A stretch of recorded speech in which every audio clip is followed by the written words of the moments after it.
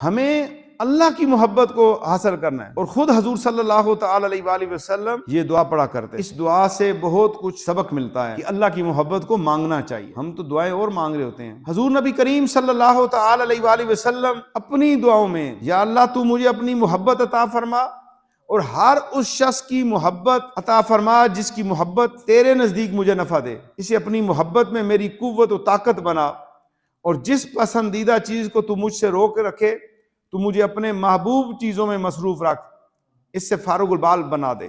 یعنی جو چیز تو پسند نہیں کرتا وہ مجھے نہیں چاہیے، اور جو چیز تو پسند کرتا ہے وہ مجھے عطا کر دے۔ اللہ کی رضا پہ چھوڑ دینا ہے۔ حضور نبی اکرم صلی اللہ تعالی علیہ وآلہ وسلم کا ارشاد گرامی ہے، جس شخص نے اللہ تعالیٰ کی محبت، جس نے اللہ تعالیٰ کے لیے محبت کی، جس نے دوسرے کے لیے عداوت کی، یعنی اس بندے سے عداوت کی، کس کے لیے عداوت کی؟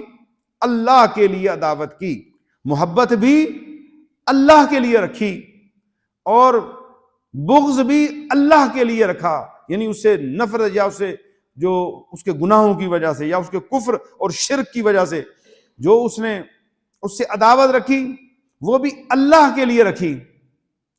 تو اللہ تعالیٰ کے لیے دعوت رکھی تو اللہ تعالیٰ کے لیے دیا، کسی کی مدد کی، اور اللہ تعالیٰ کی رضا کی خاطر کی، اور ناپسندیدہ امور میں خرچ کرنے سے ہاتھ روک لیا، اور وہ بھی اللہ کے لیے روک لیا، اللہ کی محبت میں روک لیا، بس اس نے اپنا ایمان مکمل کر لیا۔ اب اس میں ایک پوری زندگی کا چارٹر پیش ہو گیا ہے۔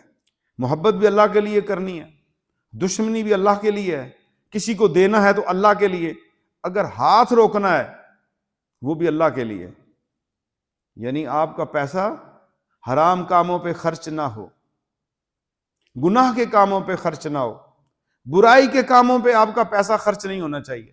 تو جو اس طرح اللہ کی محبت کو حاصل کرنا چاہتا ہے تو ان چیزوں کو اپنا لے۔